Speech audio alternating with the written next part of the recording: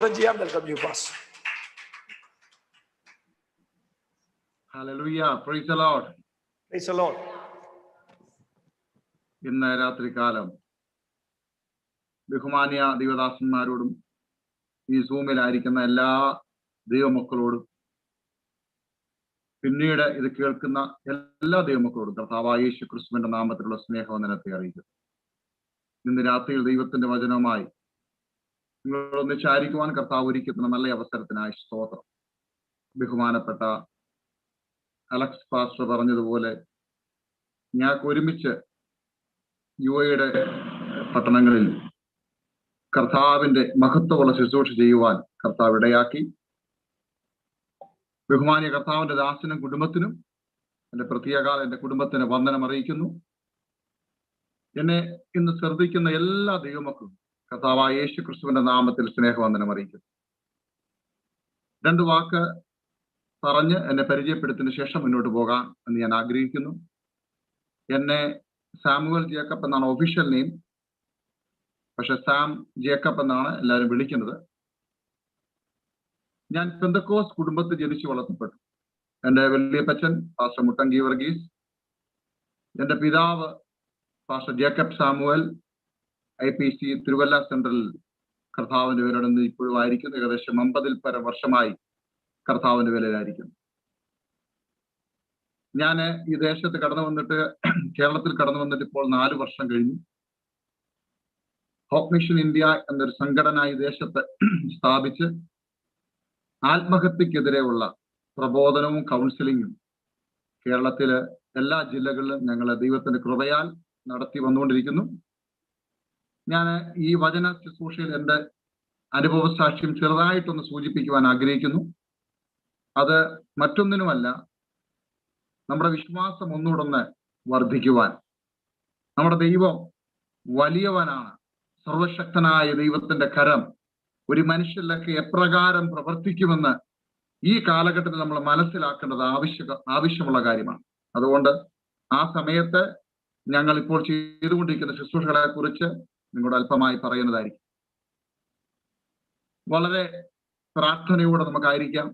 ദൈവത്തിന്റെ വചനം നമ്മളെ ആശ്വസിപ്പിക്കട്ടെ, ശുദ്ധീകരിക്കട്ടെ, നമ്മളെ വഴി നടത്തട്ടെ. ലൂക്കോസിന്റെ സുവിശേഷം 24-ാം അധ്യായം അതിന്റെ 36-ാമത്തെ വാക്യം ഞാനിവിടെ വായിക്കുവാൻ ആഗ്രഹിക്കുന്നു. ലൂക്കോസിന്റെ സുവിശേഷം 24-ാം അധ്യായം അതിന്റെ 36-ാമത്തെ വാക്യം. ഇങ്ങനെ അവർ സംസാരിച്ചു കൊണ്ടിരിക്കുമ്പോൾ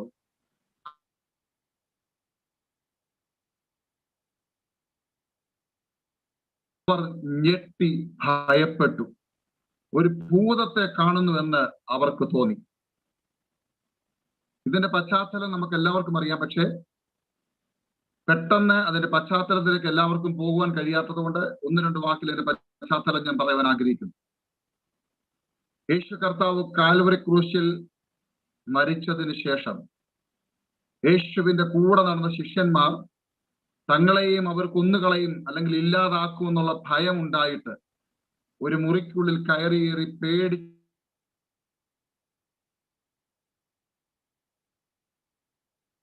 ഒരു നിശ്ചയമില്ലാതിരിക്കുന്ന സമയം യേശു കർത്താവ് അതിന്റെ നടുവിലേക്ക് ഇറങ്ങി വന്നിട്ട് പറഞ്ഞു, നിങ്ങൾക്ക് സമാധാനം. യേശു ആ മുറിക്കകത്ത് ഇറങ്ങി വന്നത് കണ്ടിട്ട് ശിഷ്യന്മാർ ഭയപ്പെട്ടുപോയി. ദൈവമക്കളെ, ഇന്ന് നമ്മുടെ ലോകത്തിൽ പ്രത്യേകിച്ച് ആത്മീയരെന്ന് പറയുന്നവരിൽ പോലും ഭയം വ്യാപരിച്ചുകൊണ്ടിരിക്കുന്ന കാലഘട്ടമാണ്.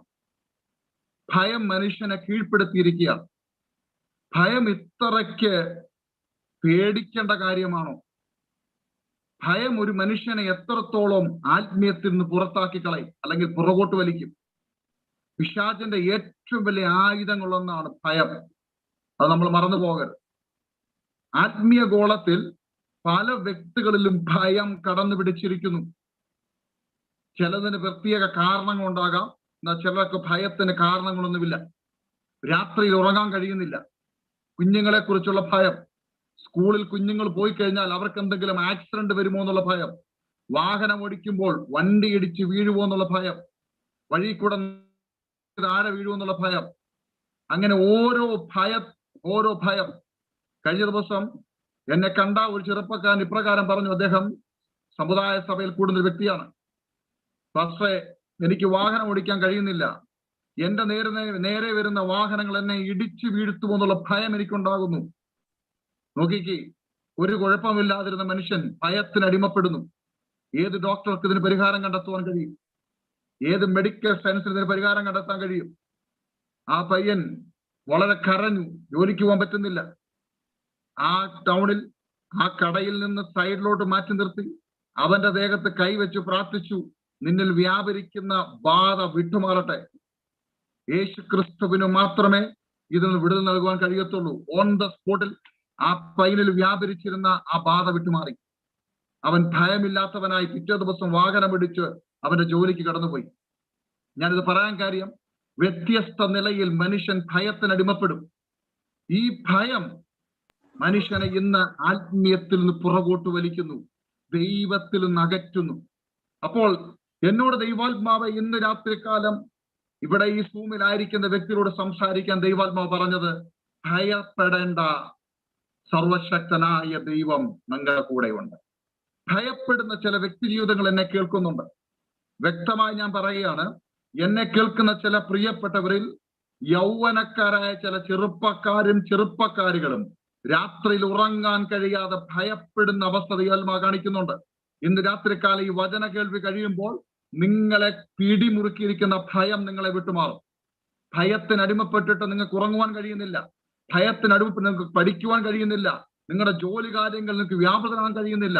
പക്ഷെ ഇന്ന് രാത്രി ദൈവാത്മാവ് നിങ്ങളെ വിടുവിക്കാൻ ആഗ്രഹിക്കുന്നു. Price the Lord. വിശ്വസിക്കുന്നുവെങ്കിൽ നിങ്ങൾക്ക് ഏറ്റെടുക്കാം. ഹല്ലേലൂയ. കിലോമീറ്ററുകൾക്കകലെ നിങ്ങളുടെ മുറിക്കുള്ളിൽ ദൈവത്തിന്റെ സാന്നിധ്യം വ്യാപിച്ചുകൊണ്ടിരിക്കുകയാണ്. വചനം നിങ്ങളെ സ്പർശിച്ചുകൊണ്ടിരിക്കുകയാണ്, നിങ്ങളെ ശുദ്ധീകരിച്ചുകൊണ്ടിരിക്കുകയാണ്.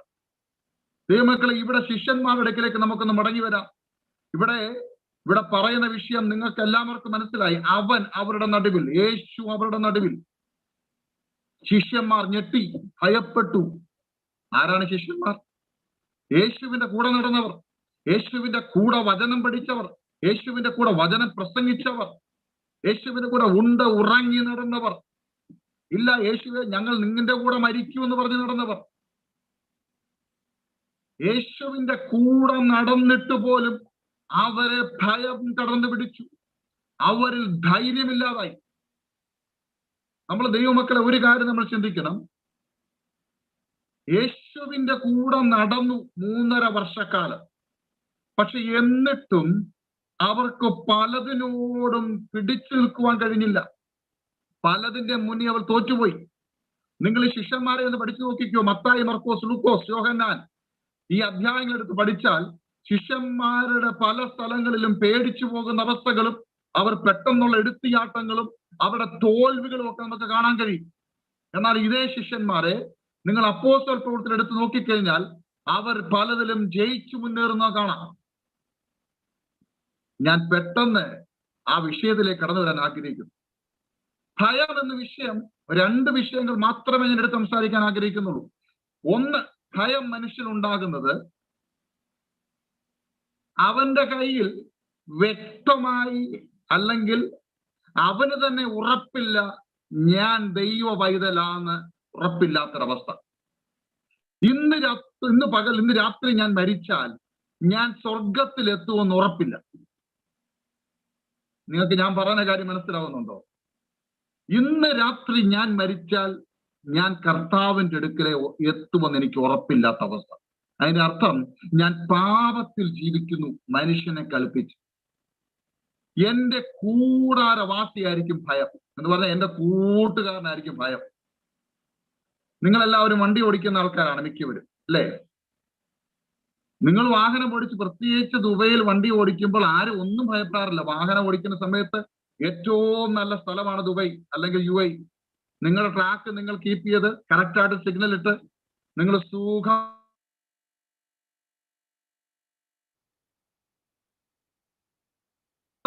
നിങ്ങൾക്ക് നല്ല രീതിയിൽ വണ്ടി ഓടിക്കാൻ പറ്റിയ നല്ല റോഡുണ്ട്. പക്ഷേ പോലീസുകാരെ കാണുമ്പോൾ പേടിക്കുകയും വേണ്ട, ലൈസൻസും എല്ലാം കയ്യിലുണ്ട്.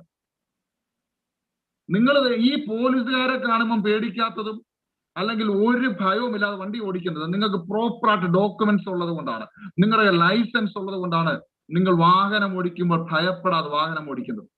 ഭയമുണ്ടെങ്കിൽ വാഹനം ആക്സിഡന്റ് ആവും, വണ്ടി ഇടിക്കും, മനുഷ്യനകത്ത് ടെൻഷൻ കയറി. പക്ഷേ ഇതെല്ലാ ഡോക്യുമെന്റ്സും പ്രോപ്പറായിട്ട് നിങ്ങളുടെ ഉണ്ടെങ്കിൽ നിങ്ങൾ ഭയപ്പെടത്തില്ല. കേരളത്തെ സംബന്ധിച്ച് പോലീസുകാർ വഴി മുഴുവൻ ചെക്കിങ്ങാ. നിങ്ങൾ പോലീസുകാരെ കണ്ട് ഭയപ്പെടുന്നെങ്കിൽ അതിന്റെ അർത്ഥം നിങ്ങൾക്ക് പുകയുടെ ലൈസൻസ് ഇല്ല, അല്ലെങ്കിൽ നിങ്ങളുടെ ലൈസൻസ് എക്സ്പയർ ആയിരിക്കുന്നു, നിങ്ങളുടെ ഇൻഷുറൻസ് കയ്യിലില്ല. അപ്പോൾ പോലീസുകാരെ കാണുമ്പോൾ ഒന്ന് പേടിക്കും. നിങ്ങൾ ശ്രദ്ധിച്ചോ, വണ്ടി പോലീസുകാരെ കാണുമ്പോൾ നിങ്ങൾ ഒന്ന് പേടിച്ച് ചെറുതായിട്ടൊന്ന് സ്ലോ ചെയ്താൽ ആ വണ്ടി ഡെഫിനറ്റ്ലി അവർ ചെക്ക് ചെയ്തിരിക്കും. എന്നാൽ വണ്ടി സ്മൂത്തായിട്ട് നിങ്ങൾ ഓടിച്ചു പോയിക്കുക, ഒരു പേടിയില്ലാതെ അവർ നേരെ പൊയ്ക്കോളാൻ പറയും. കാരണം വെച്ചാൽ അവർക്ക് മനസ്സിലായി ഇവൻ എല്ലാ ഡോക്യുമെന്റ്സും കൊണ്ട് ഇവന് ഭയമില്ല. പക്ഷേ ചിലപ്പോൾ ഒന്നും കാണത്തില്ലായിരിക്കും. ഇതിന്റെ അർത്ഥം ഇത്രയേ ഉള്ളൂ, നമ്മൾ നമ്മുടെ ലൈഫിൽ ദൈവവുമായിട്ടൊരു പ്രോപ്പർ റിലേഷൻ, ദൈവവുമായിട്ടൊരു ബന്ധം കീപ്പ് ചെയ്യുന്നില്ലെങ്കിൽ ഈ ഭയം നമ്മുടെ കൂടപ്പിറപ്പായിരിക്കും. എല്ലാത്തിലും ഭയം ഉണ്ടായിരിക്കും. അത് കൊറോണ വന്നാലും ഭയപ്പെടും, ഈ സുനാമി വന്നാലും ഭയപ്പെടും, ഒരു പട്ടി കുറുകെ ചാടിയാലും ഭയപ്പെടും, ഒരു വണ്ടി എതിരെ വന്നാൽ ഭയപ്പെടും. എന്താണെന്നറിയാമോ? ഇന്ന് ഞാൻ മരിച്ചാൽ എന്റെ നിത്യത എവിടെ കഴിച്ചുകൂട്ടും? ഞാൻ പ്രസംഗിക്കുന്നുണ്ട്, ഞാൻ പ്രസംഗം കേൾക്കുന്നുണ്ട്, ഞാൻ സഭായോഗത്തിന് പോന്നു, പെന്തക്കോസ്തുകാരന് പേരുണ്ട്. പക്ഷെ ഇന്ന് രാത്രി നിന്റെ ആത്മാവിനെ ദൈവം ചോദിച്ചാൽ നിന്റെ നിത്യത എവിടെ കഴിക്കും? അതിന്റെ അർത്ഥം നിത്യത ഉറപ്പാക്കത്തോടത്തോളം കാലം, ക്രിസ്തുവിലാകാത്തോടത്തോളം കാലം ഭയം നിന്നെ ഫോളോ ചെയ്തുകൊണ്ടിരിക്കും. ഇതാണ് ഒന്നാമത്തെ ഭയത്തിന്റെ വിഷയം. അപ്പോൾ ഇത് രണ്ടിടത്ത് വ്യാപരിക്കുന്നുണ്ട്. ക്രിസ്തുവിനെ അറിയാത്തവരുടെ ഇടയിലും വ്യാപരിക്കുന്നു, ക്രിസ്തുവിനെ അറിഞ്ഞെന്ന് നടിക്കുന്നവരുടെ ഇടയിലും വ്യാപരിക്കുന്നു. ആത്മീയ കപട ഭക്തന്മാരുടെ ഇടയിൽ ഇത് വ്യാപരിക്കുന്നുണ്ട്. അപ്പോൾ ഇന്ന് ദൈവമക്കൾ എന്ന് പേര് പറയുന്ന പലരിലും ഭയം വ്യാപരിക്കുന്നതിന്റെ ഒന്നാമത്തെ കാരണം എന്ന് പറയുന്നത് അവരുടെ നിത്യത ഉറപ്പാക്കിയിട്ടില്ല, ക്രിസ്തുവുമായിട്ടുള്ള യഥാർത്ഥമായ റിലേഷൻഷിപ്പ് സ്റ്റാർട്ട് ചെയ്തിട്ടില്ല. Price the Lord. അങ്ങനെയാണെങ്കിൽ ഇന്ന് രാത്രി എന്നെ കേൾക്കുന്ന പ്രിയപ്പെട്ടവരെ, നിങ്ങൾ പെന്തക്കോസ്തുകാരെന്ന പേര് കാണും, നിങ്ങളുടെ പേര് നിങ്ങളുടെ സഭാ രജിസ്റ്ററിൽ കാണും. പക്ഷേ കർത്താവിന്റെ ജീവന്റെ പുസ്തകത്തിൽ നിങ്ങളുടെ പേര് എഴുതിയിട്ടുണ്ടോ?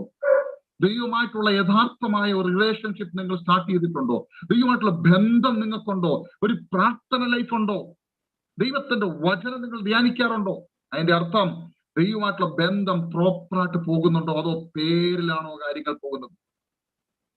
ഇന്ന് രാത്രി നിങ്ങളുടെ ഭയം മാറാൻ ഒന്നാമതായി നിങ്ങൾ ചെയ്യേണ്ടത് ദൈവമായിട്ടുള്ള ഒരു പ്രോപ്പർ റിലേഷനിലേക്ക് വരിക.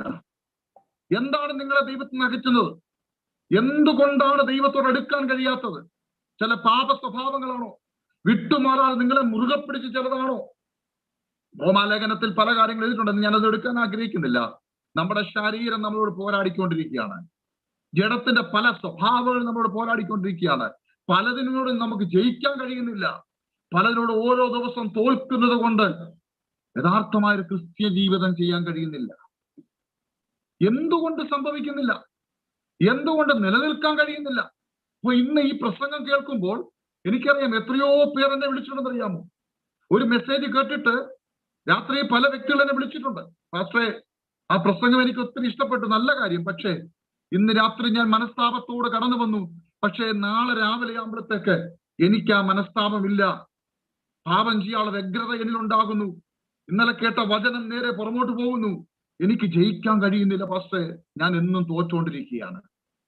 എന്നെ കേൾക്കുന്ന പ്രിയ സഹോദരങ്ങളെ, ഈ അവസ്ഥയിൽ ആരെങ്കിലും മുന്നോട്ട് പോകുന്നുണ്ടെങ്കിൽ ഇന്ന് രാത്രി നിങ്ങൾക്കുള്ളതാണ് ഇത്. ജയിക്കാൻ പറ്റൂ, ജയിക്കാൻ പറ്റൂ. അങ്ങനെ ഒരു വ്യക്തിയായിരുന്നു ഞാൻ. എന്റെ ജീവിതത്തിൽ, ഞാൻ പറഞ്ഞില്ലേ, എന്റെ ജീവിതത്തില് ടെസ്റ്റിമണി നിങ്ങളുടെ ജീവിതത്തിൽ വിശ്വാസം വർദ്ധിക്കാൻ കാരണമാകുന്നെങ്കിൽ വളരെ നന്നായിരിക്കും. അതുകൊണ്ടാണ് ഞാൻ ഇടയ്ക്ക് ഞാൻ കോട്ട് ചെയ്യുമെന്ന് പറയാൻ കാര്യം. നിങ്ങളുടെ ജീവിതത്തിൽ ക്രിസ്തുവായിട്ടുള്ള ബന്ധം സ്ഥിരമായി, അതാ പറഞ്ഞ, നിലനിൽക്കണം. ഫലം കായ്ക്കുക, അതിൽ നിലനിൽക്കണം, കായ്ച്ചുകൊണ്ടേയിരിക്കണം. ഇന്ന് കായ്ച്ചു, ജനുവരി മാസം കായ്ച്ചു, പിന്നെ ഫെബ്രുവരി തൊട്ട് ഇല്ല ഫലം. അതല്ല ക്രിസ്ത്യ ജീവിതം.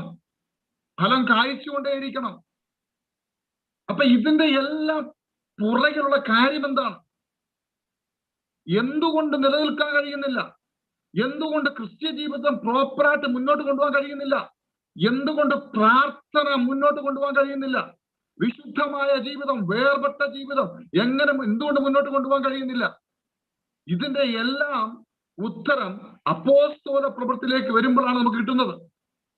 ഞാൻ പറഞ്ഞില്ലേ, മത്തായി, മർക്കോസ്, ലൂക്കോസ്, യോഹന്നാൻ ഈ ശിഷ്യന്മാർ പല സ്ഥലത്തും പേടിച്ചും ഭയപ്പെട്ട് നിൽക്കുമ്പോൾ ഇതേ ശിഷ്യന്മാർ നിങ്ങൾ വായിച്ചു നോക്കിക്കൂ, അപ്പോസ്തല പ്രവൃത്തി 1 മുതൽ 28 അധ്യായം വരെ ഇവർ തീക്കഷ്ണം പോലെ നിൽക്കുന്നത്. ഇവർക്കൊന്നിനെ ഭയമില്ല. എന്താ സംഭവിച്ചെന്നറിയാമോ? 2-ാം അധ്യായത്തിൽ കാര്യസ്ഥൻ ഇറങ്ങി വന്നു, പരിശുദ്ധാത്മാവ് ഇറങ്ങി വന്നു. കർത്താവ് ഈ ലോകത്തിൽ നിന്ന് പോകുമ്പോൾ ഒറ്റ വാക്ക് പറഞ്ഞ്, നിങ്ങളെല്ലാം പഠിച്ചിട്ടുണ്ട്, നിങ്ങൾക്കെല്ലാം അറിയാം, എന്നോട് കൂടെ നിങ്ങൾ നടന്നല്ലോ, മതി, പൊയ്ക്കോ എന്നല്ല കർത്താവ് പറഞ്ഞത്. കർത്താവ് പറഞ്ഞ കാത്തിരിക്കണം, കാത്തിരിക്കണം. എത്ര ദിവസം കാത്തിരിക്കണം കർത്താവേ? എത്ര ദിവസം ഇല്ല, നിങ്ങൾ കാത്തിരിക്കണം. എന്തിനു വേണ്ടി കാത്തിരിക്കണം? ഈ പരിശുദ്ധാത്മാവ് ഇറങ്ങി വരുന്നതിന് വേണ്ടി എന്തെല്ലാം കാര്യങ്ങൾ ക്രമീകരിക്കണോ, ക്രമീകരിക്കേണ്ട കാര്യങ്ങൾ ഓരോന്നായി ക്രമീകരിക്കണം. Price the Lord. എന്ന് പറഞ്ഞാൽ എന്നെ വളരെ ചിന്തിപ്പിച്ചൊരു വിഷയമുണ്ട്. ശിഷ്യന്മാർ 12 പേരിൽ ഒരു യൂദ അങ്ങ് പോയി, 11 പേരെ ബാക്കിയുള്ളൂ. കർത്താവ് ഉണ്ടാക്കിയ 12 എണ്ണത്തിൽ ഒരു വിടവ് വന്നു. വിടവ്.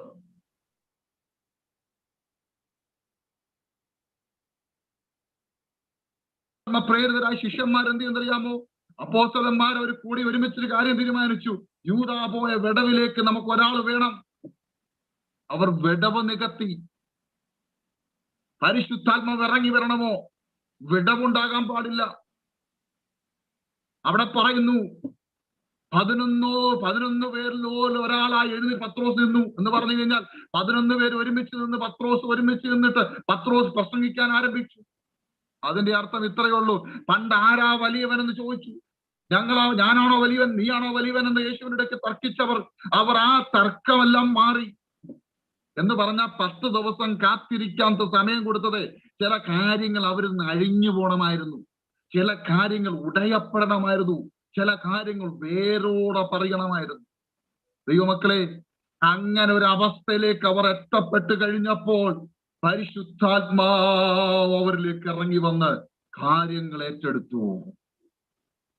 Price the Lord. ഹല്ലേലൂയ. എന്നെ കേൾക്കുന്ന പ്രിയപ്പെട്ടവരെ, ഞാൻ നിങ്ങളോടൊരു വളരെ ഇമ്പോർട്ടന്റ് ആയ ഒരു മെസ്സേജ് കൈമാറുകയാണ്.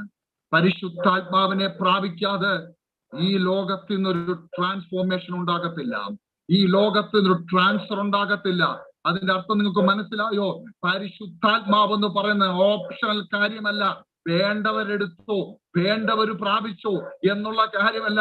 അത് പരിശുദ്ധാത്മാവ് ഈ ലോകത്തിൽ ക്രിസ്ത്യ ജീവിതം ചെയ്യണമെന്നുണ്ടെങ്കിൽ, വിശുദ്ധിയോടും നിർമ്മലതയോടും ചെയ്യണമെന്നുണ്ടെങ്കിൽ, ധൈര്യത്തോട് ചെയ്യണമെന്നുണ്ടെങ്കിൽ പരിശുദ്ധാത്മാവ് ഇറങ്ങി വന്ന് നമ്മുടെ കാര്യം ഏറ്റെടുത്തേ പറ്റത്തുള്ളൂ.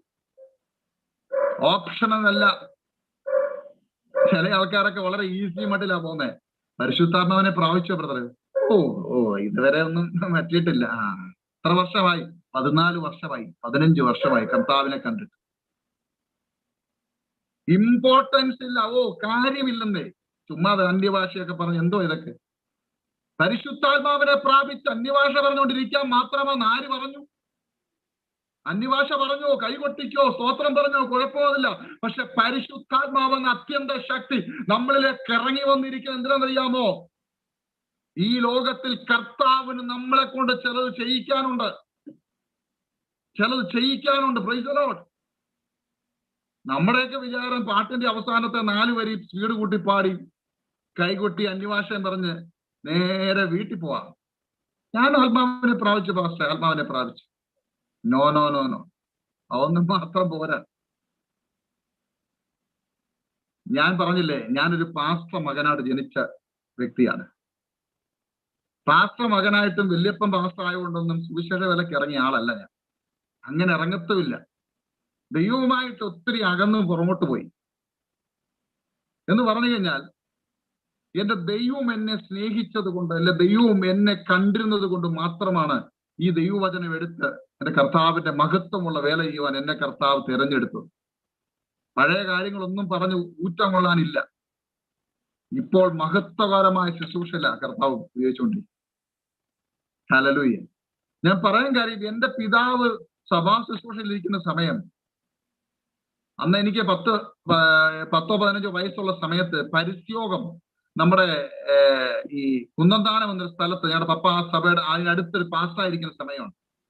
അവിടെ പരിസ്യോഗം വെച്ചിരിക്കുകയാണ് ഞായറാഴ്ച ഉച്ച കഴിഞ്ഞ്. ഇന്നത്തെ പോലെ വാഹനമൊന്നുമില്ല, അത്രയും വണ്ടിയിലൊന്നും എല്ലാം പോകുന്നത്, എല്ലാവരും നടന്ന് ഡ്രമ്മും ഒക്കെ കൊട്ടി വഴി കൂടെ പോവുകയാണ്. അങ്ങനെ ഡ്രമ്മും ഒക്കെ വഴി കൂടെ പോകുന്ന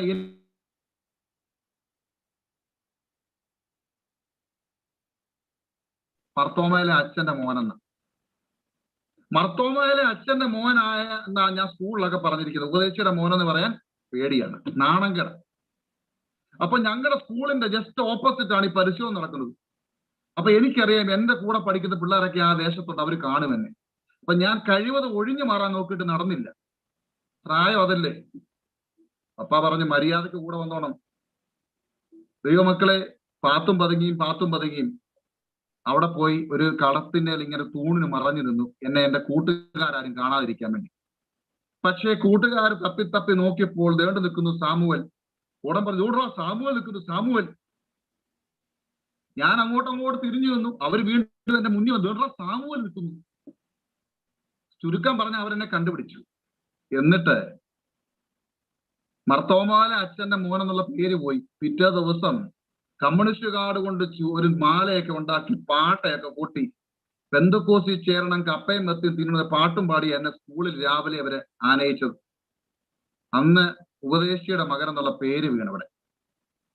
ഞാൻ നിങ്ങളോട് പറയാൻ കാര്യം, എന്റെ അപ്പൻ പാസ്റ്റർ ആയിരുന്നിട്ടും പെന്തക്കോസിൽ ജനിച്ചു വളർത്തപ്പെട്ടിട്ടും ഒരു പെന്തക്കോസുകാരെന്ന് പേര് പറയാൻ എനിക്ക് നാണമായിരുന്നു, ലജ്ജയായിരുന്നു.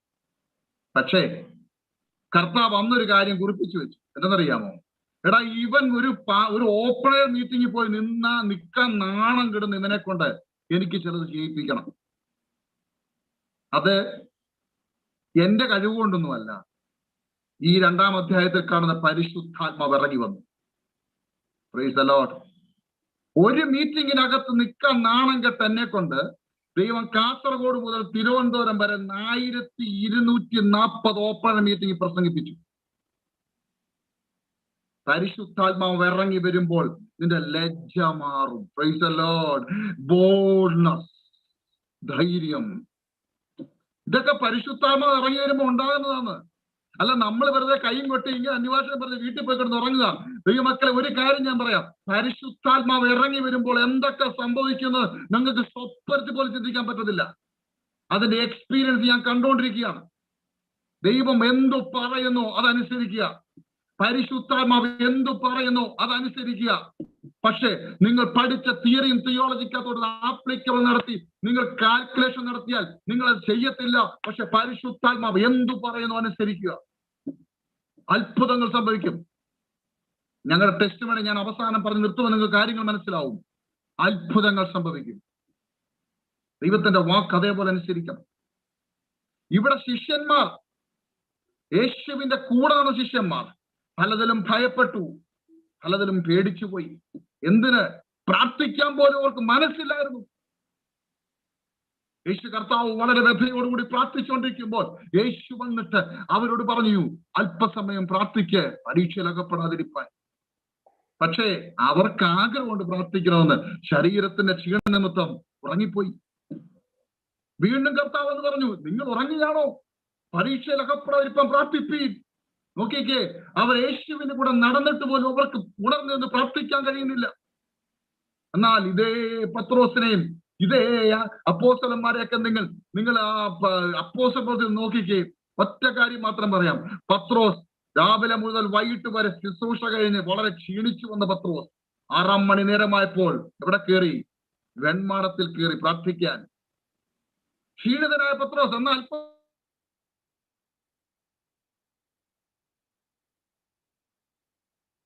സമയം പുള്ളി മാറ്റി വെക്കാതെ ക്ഷീണം മറന്ന്, വിശപ്പുണ്ട്, ഇതെല്ലാം ഉണ്ട്. വിശന്നെന്നാ പറയുന്നത്. അത് കഴിഞ്ഞ് ഭയങ്കര വിശപ്പായി. ആഹാരം പോലും കഴിക്കാൻ സമയം കണ്ടെത്താതെ നേരെ പ്രാർത്ഥിക്കാൻ കയറി. നിങ്ങൾക്കറിയാമോ, ആ പ്രാർത്ഥന ആ പത്രോസിന്റെ ശുശ്രൂഷയുടെ ടേണിംഗ് പോയിന്റ് ആയിരുന്നു. ആ പ്രാർത്ഥന പത്രോസിനെ ടേൺ ചെയ്ത് കളഞ്ഞു ജാതികളുടെ ഇടയിലേക്ക്. ഈ ദിവസങ്ങളിൽ നമ്മളും ദൈവസന്നിധിയിൽ ഇരിക്കാൻ തയ്യാറാണോ? നമ്മുടെ ശുശ്രൂഷ മണ്ഡലങ്ങൾ മാറും. നമ്മളൊരു അക്വേറിയൊക്കെ ഉണ്ടാക്കിയിട്ട് ഇങ്ങനെ ശുശ്രൂഷയാന്ന് പറഞ്ഞ് മുന്നോട്ട് പോയിട്ട് കാര്യമില്ല. ഞാൻ എപ്പോഴും പറയുന്നൊരു കാര്യമുണ്ട്, ദൈവത്തിന്റെ സന്നിധിയിൽ മുട്ടുമടക്കണം. എന്നിട്ട് ദൈവത്തോട് ചോദിക്കണം, ഞാൻ എന്ത് ചെയ്യണം. അങ്ങനെ ചോദിച്ചിട്ടാ നാട്ടിൽ വന്നത്. ഞാൻ അവിടെ ശുശ്രൂഷ ചെയ്തുകൊണ്ടിരുന്ന ആളാണ്. അലക്സ് മാസ്റ്റർക്ക് അറിയാം. എന്റെ കർത്താവ് എന്നെ വിളിച്ചു. ഞാൻ ആദ്യം ബിസിനസ്സുകാരനായിരുന്നു. ആ ബിസിനസ് വിട്ടതിന് ശേഷം ഞാൻ ജോലിക്കാരനായി മാറി. ജോലി ചെയ്യുന്ന സമയത്തും ഞാൻ ശുശ്രൂഷയിലായിരുന്നു. പല സ്ഥലങ്ങളിൽ ആ സമയത്ത് പോകുമായിരുന്നു. എന്താ കുഴപ്പം? ശുശ്രൂഷ ചെയ്താൽ മതിയല്ലോ. കർത്താവിന്റെ വേലയല്ലേ ചെയ്യുന്നത്. ദൈവമക്കളെ, ഞാൻ നിങ്ങളൊരു കാര്യം പറയാം. ഒരപ്പന് ഒരു മകനെ കുറിച്ച് അല്ലെങ്കിൽ ഒരു മകളെ കുറിച്ച് ഒരു സ്വപ്നമുണ്ട്, ഒരു പ്ലാനുണ്ട്. അവൻ അതിലേക്ക് എത്തുന്നിടത്തോളം കാലം ആ അപ്പൻ ഹാപ്പി ആയിരിക്കത്തില്ല. അവൻ ഇഷ്ടപ്രകാരം പല കാര്യങ്ങൾ ചെയ്യുന്നുണ്ട്, കാര്യം ശരിയാണ്. പക്ഷേ കർത്താവ് നമ്മളിൽ സന്തോഷിക്കുന്നുണ്ട്. നിങ്ങൾ ചിന്തിച്ചു നോക്കിയേ, ഞാൻ അവിടെ ചെയ്തതും കർത്താവിന്റെ വേലയാണ്. ഞാൻ ഇങ്ങോട്ട് അവിടുന്ന് രാജിവെച്ച് എന്റെ കാര്യങ്ങളെല്ലാം സെറ്റിൽ ചെയ്ത്, എന്റെ വരവ് ഒരു വല്ലാത്ത വരവായിരുന്നു, അത് നിങ്ങളോട് ഞാൻ പറയാം.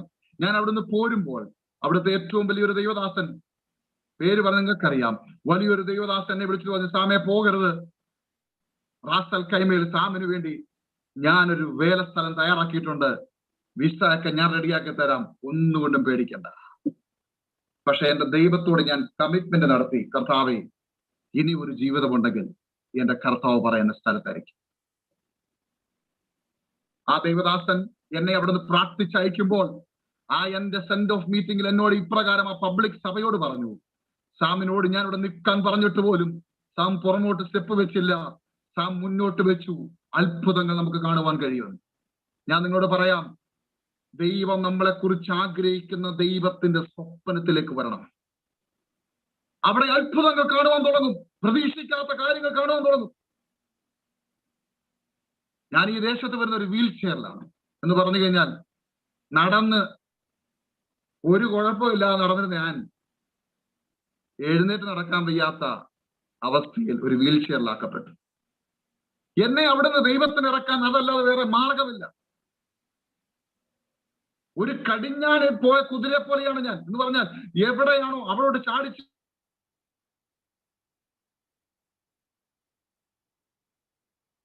ാകുന്നില്ല. അതാണ് പറഞ്ഞത്, വശീകരിച്ച് അവൻ മരുഭൂമിയിലേക്ക് കൊണ്ടുവന്ന് പറഞ്ഞ പോലെ ആ മരുഭൂമിയിലെ അവസ്ഥയിലേക്ക് കൊണ്ടുപോയിട്ട് ദൈവം എന്നെ ഹൃദ്യമായി സംസാരിച്ചു. ഇതിനിടയ്ക്ക് 2 വാക്ക് ഞാൻ ടെസ്റ്റിമോണി പറയട്ടെ ഈ ദൂതിനോടനുബന്ധിച്ച്. ഏകദേശം 21 വർഷം ഞാൻ ദുബൈയിലുണ്ടായിരുന്നു. 16 വർഷത്തോളം ഒരു ഷിപ്പിംഗ് കാർഗോ കമ്പനി അവിടെ നടത്തി. നല്ല രീതിയിൽ കമ്പനി അവിടെ വളർന്നു വന്നു. എത്രത്തോളം ഉയർന്നു പോകാമോ അത്രത്തോളം കർത്താവ് ഇങ്ങനെ മേളിലോട്ട് കൊണ്ടുപോയി. കർത്താവിന്റെ കൂടെ ആയിരുന്നു ഞാൻ, കർത്താവിന്റെ കൂടെ അല്ലായിരുന്നു.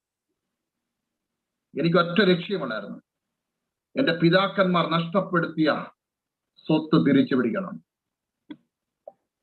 ഇന്നത്തെ കാലത്തെ പോലല്ല അവർ ഇറങ്ങിത്തിരിച്ചത്. ഇന്ന് സ്വത്ത് ഉണ്ടാക്കാൻ നടക്കുന്ന കാലഘട്ടം, 10 50 നടക്കുന്ന കാലഘട്ടം, 100 1000 നടക്കുന്ന കാലഘട്ടം. അതല്ല. എന്റെ വല്യപ്പച്ചനും എന്റെ പപ്പായും ഒക്കെ അവർ ഉള്ള സ്വത്തുക്കൾ കർത്താവിന് വേണ്ടി കൊടുത്തിട്ട് ഒന്നുമില്ലാത്തവരായി കർത്താവിന് വേലയ്ക്ക് വേണ്ടി ഇറങ്ങിത്തിരിച്ചു. എന്തെന്നറിയാമോ?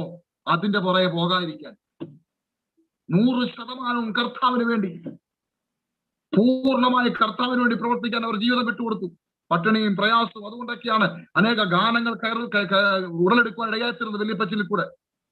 അതൊക്കെ അനുഭവത്തിന്റെ ഗാനങ്ങളാണ്. ദൈവമക്കളെ, ഞാൻ നിങ്ങളോട് പറയട്ടെ, അവരെല്ലാം അത് വിട്ടുകളഞ്ഞപ്പോൾ എന്റെ മനസ്സിൽ തോന്നിയ ഒരു ചിന്തയാണ്, എന്തു വിഡ്ഢിത്തമാണ് ഇവർ കാണിക്കുന്നത്, ഞങ്ങൾ മക്കൾക്കൊന്നുമില്ലാതായല്ലോ. ഇതൊക്കെയാണ്, ഈ ചിന്തകളാണ് ക്രിസ്തുവിൽ നിന്ന് ഞങ്ങളെ അകറ്റിക്കളഞ്ഞത്.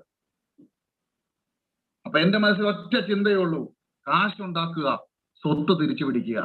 എന്തെല്ലാം നഷ്ടപ്പെട്ടോ അതെല്ലാം തിരിച്ചു വേണം. ദൈവമക്കളെ, അങ്ങനെ 16 വർഷത്തോളം ആ ദേശത്ത് ബിസിനസ് ചെയ്തു. ദൈവത്തിന്റെ ദാസന്മാർ അനവധി വട്ടം എന്നോട് നേരിട്ടും അല്ലാതെയും ആലോചന പറഞ്ഞപ്പോൾ അതൊക്കെ ഞാൻ പുറംകാലം കൊണ്ട് തട്ടി. ഞാൻ പറഞ്ഞു, എന്നോട് നിങ്ങൾ ആലോചന പറയണ്ട, എനിക്കിത് അനുസരിക്കാൻ മനസ്സില്ലെന്ന് പറഞ്ഞു. അങ്ങനെ ദൈവത്തിന്റെ പിടി എന്റെ മേൽ വീണു. ഞാൻ പറഞ്ഞില്ലേ, നല്ല രീതിയിൽ ഉയർന്നു വന്ന കമ്പനി ഉയർച്ച കൂടുമ്പോൾ ഓർത്തോണം വീഴ്ചയ്ക്ക് ആഘാതം കൂടും. വലിയ വീഴ്ചയായിരുന്നു. ലക്ഷക്കണക്കിന് ദിറംസിന്റെ കടബാധ്യതയായി അവിടുത്തെ ദുബൈയുടെ ജയിലിൽ എന്നെ അടച്ചു. ദൈവമക്കളെ, ഞാൻ ഒരു കാര്യം നിങ്ങളോട് പറയട്ടെ. എവിടെല്ലാം കർത്താവ് എന്റെ വഴി അടച്ചോ അവിടെല്ലാം കർത്താവ് എന്നെ ഒരു കാര്യം കാണിച്ചു തരികയായിരുന്നു. ഈ ലോകത്തിലെ ഒരു ശക്തിക്ക് നിനക്ക് വേണ്ടി വഴി തുറക്കാൻ പറ്റത്തില്ല. ഞാൻ മാത്രമേ നിന്റെ മുന്നിൽ ഒരു വഴിയുള്ളൂ. ഹല്ലേലൂയ. ആ ജയിലിനകത്ത് ദൈവത്തിന്റെ സാന്നിധ്യം ഇറങ്ങി വന്നു. അവിടെയാണ് ജോസഫിന്റെ കൂടെ യഹോവയുണ്ടായിരുന്നു, ദാനിയേലിന്റെ കൂടെ യഹോവയുണ്ടായിരുന്നു എന്നൊക്കെ പറയുന്നത് കേട്ടപ്പോൾ എനിക്കത് ഉൾക്കൊള്ളാൻ കഴിഞ്ഞത്. എന്റെ കർത്താവ് അണ്ടർഗ്രൗണ്ട് ജയിലിനകത്ത്, ഭൂമിക്കടിയിലെ ജയിലിനകത്ത് എന്റെ ദൈവത്തിന്റെ സാന്നിധ്യം ഇറങ്ങി എന്ന് പറഞ്ഞു, മകനെ ഭയപ്പെടേണ്ട, ഞാൻ നിന്നോട് കൂടെയുണ്ട്. ദൈവം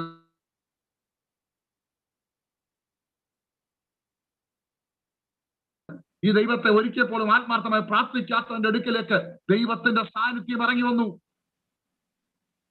അതാ ദൈവത്തിന്റെ സ്നേഹം, അതാ ദൈവത്തിന്റെ സ്നേഹം. ഞാൻ എത്രത്തോളം ദൂരെ ഓടിപ്പോയോ അത്രത്തോളം ദൈവം എന്റെ അടുക്കിലേക്ക് കൂടി വന്നു. ഞാൻ നിന്നോട് കൂടെയുണ്ട്, ഭയപ്പെടണ്ട.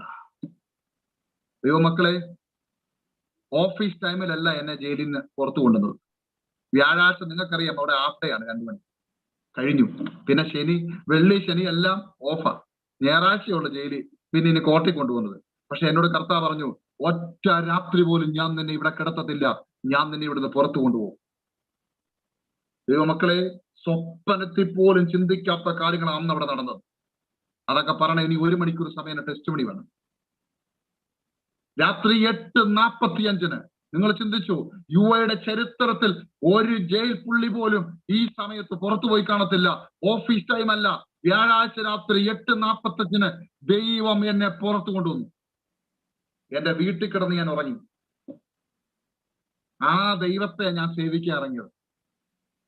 Price the Lord. അതുകൊണ്ട് ഇതൊന്നും കണ്ട് ഭയപ്പെടണ്ട. നിന്റെ മുന്നിൽ അടയ്ക്കാൻ പറ്റുന്ന ഒരു വാതിലുമില്ല. ദൈവം എന്നോട് പറഞ്ഞു, മോനെ, നീ ഏത് സമയത്തും ഏത് പാതിരാത്രിക്കും ഏത് വലിയ ജയിലിലായിക്കോട്ടെ ഏത് വലിയ അവസ്ഥയിലായിക്കോട്ടെ ഞാൻ നിന്നോട് കൂടെയുണ്ട്, നീ ഭയപ്പെടണ്ട. എന്നെ പുറത്തു കൊണ്ടുവന്ന കർത്താവ് എന്റെ സകല ബാധ്യതകളും തീർത്ത് എന്നെ പുറത്തു കൊണ്ടുവന്നു.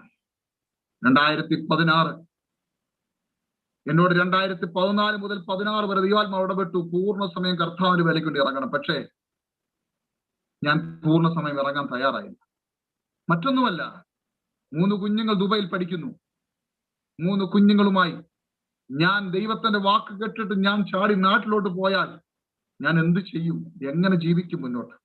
സമ്പാദ്യങ്ങളെല്ലാം അടിച്ച് തകർത്തു. ദൈവം ഉണ്ടാക്കിയതെല്ലാം നഷ്ടപ്പെട്ടു. ചിലതൊക്കെ ഉണ്ടായിരുന്നു. നിങ്ങൾ യൂട്യൂബിൽ പോയി നാഗ്ര മൂവേഴ്സ് അടിച്ചാൽ മതി, ഞങ്ങളുടെ കമ്പനിയുടെ പ്രൊഫൈലെല്ലാം കാണാം. അവിടെ എന്തും വേണ്ടി വണ്ടികളുണ്ടാകുന്നെല്ലാം അവിടെ കാണാം. ഇതെല്ലാം ദൈവം അടിച്ച് തകർത്തിട്ട് ഒന്നുമില്ലാത്തവനാക്കി, സീറോ. എന്തിനറിയാമോ? ദൈവത്തിന്റെ മുഖത്തേക്ക് നോക്കാൻ. എങ്കിലേ പറയാൻ പറ്റത്തുള്ളൂ, എന്റെ ദൈവം എന്റെ സങ്കേതമാ, എന്റെ ബലമാ, എന്റെ കോട്ടയാ, എന്റെ ആശ്രയമാന്ന് പറയാൻ പറ്റത്തുള്ളൂ. 50 കോടി രൂപ ഫിക്സഡ് ഡിപ്പോസിറ്റ് ഇട്ട് 10 ലക്ഷം രൂപ ഫിക്സഡ് ഡിപ്പോസിറ്റ് ഇട്ട് പറയാൻ പറ്റത്തില്ല സഹോദര. നമ്മൾ അതിലേക്ക് നോക്കും, അതിലേക്ക് നോക്കും.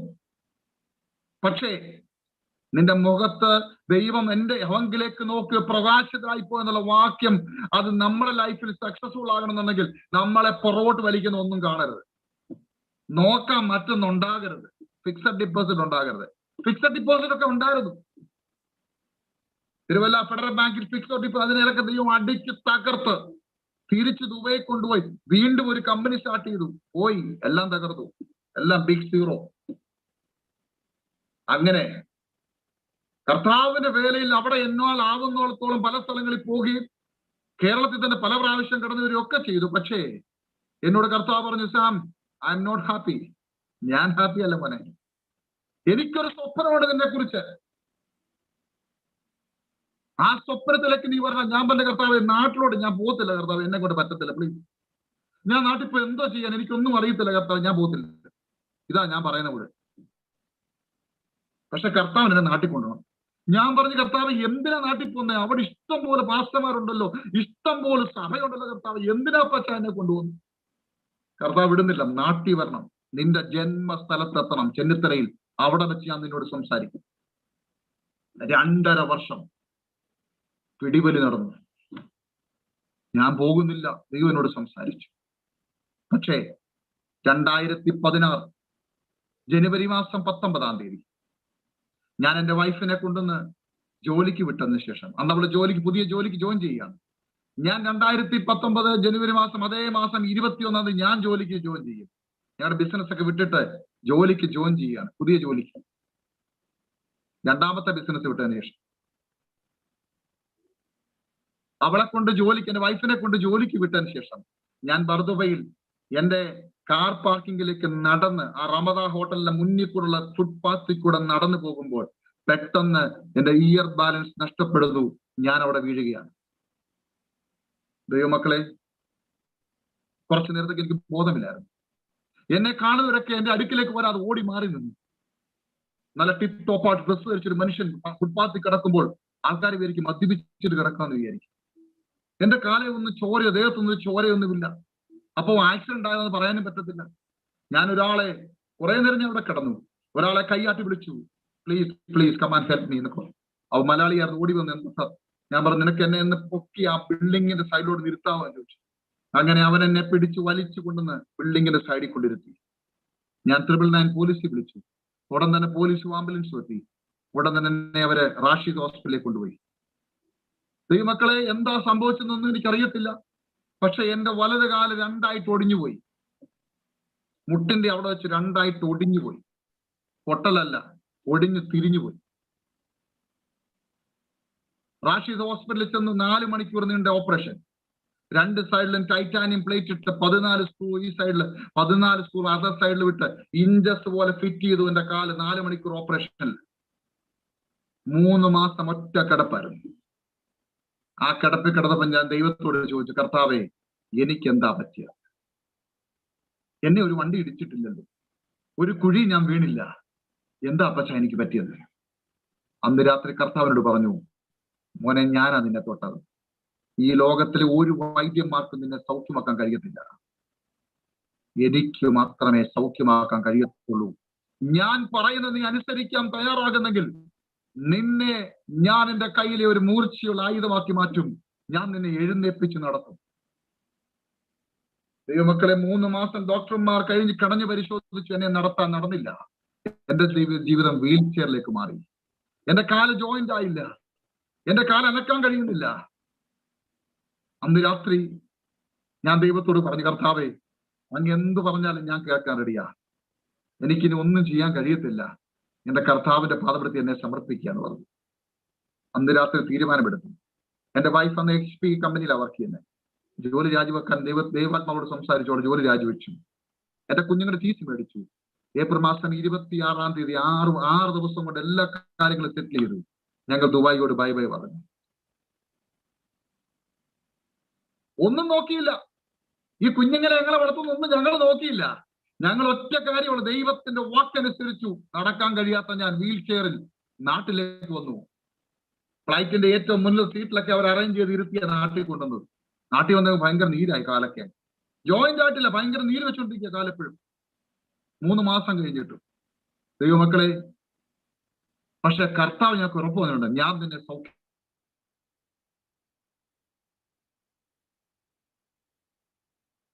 ചർച്ചിൽ ഞാൻ മെസ്സേജ് അവിടെ ചെന്നു. ഒരു സൈഡിൽ ഒരു ചെയറിലിരുന്നു.